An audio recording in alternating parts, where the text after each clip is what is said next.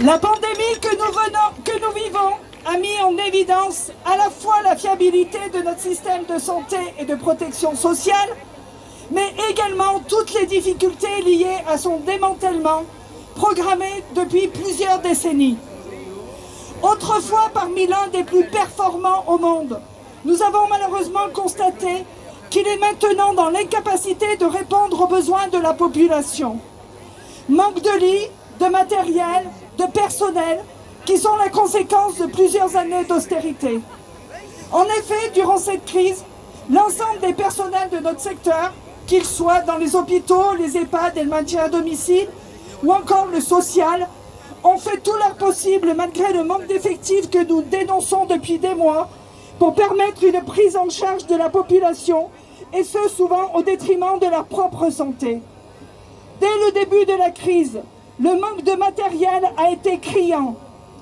Je ne vous parlerai pas des masques qui ont été distribués au compte-gouttes dans les hôpitaux, encore plus rationnés dans les EHPAD. Allez-y, vous pouvez dénoncer.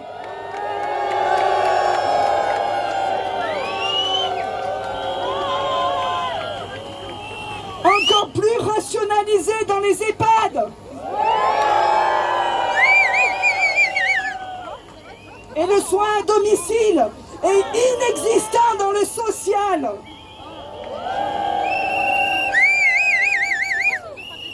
Malheureusement, les masques n'ont pas été les seuls manquants.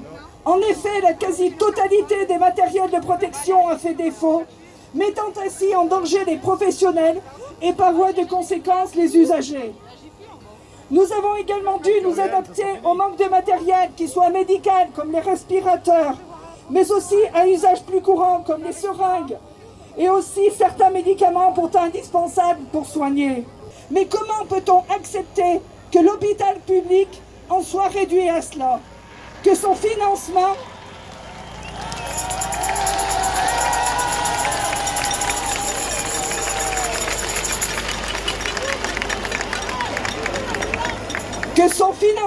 soit aussi misérable pour en arriver à de telles extrémités.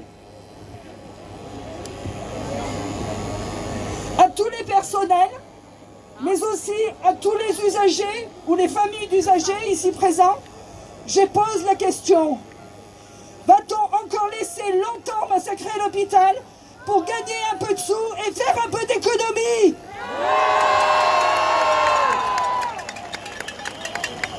Les économies réalisées ces 30 dernières années vont nous coûter extrêmement cher les 30 prochaines années.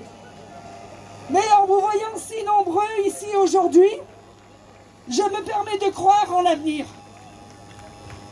Le président a parlé d'une guerre. Or, l'histoire a montré que les guerres étaient source de bouleversements dans l'histoire de l'humanité. Pour ceux qui se battent, il faut penser à l'après pour qu'il soit meilleur que l'avant. C'est ce qu'ont fait les membres du Conseil national de la résistance en imaginant une sécurité sociale répondant à l'ensemble des besoins de tous les citoyens, quel que soit le niveau de leurs revenus. Sécurité sociale pour la maladie, pour la retraite des personnes âgées, pour les accidents de travail, pour pouvoir élever ses enfants et pour pouvoir continuer à vivre quand on est au chômage.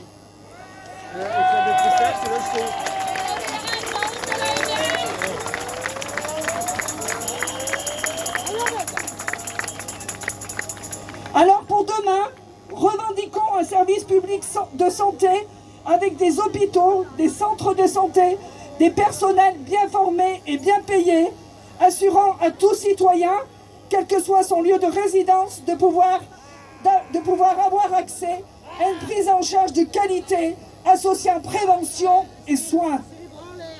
Battons-nous pour une sécurité sociale financée par des cotisations qui ne sont pas des charges, mais bien une part des revenus de chaque travailleur qu'il verse volontairement à une caisse, assurant une gestion solidaire des besoins de tout un chacun.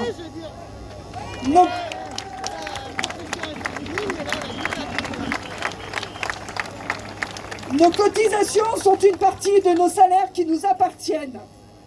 C'est la raison pour laquelle la fameuse, entre guillemets, exonération de charges sociales offerte aux entreprises constitue un vol manifeste du produit de notre travail. Alors oui, nous devons nous battre pour que cela devienne une réalité dans une société plus juste et plus humaine. Parce que financer la sécurité sociale, c'est financer nos établissements.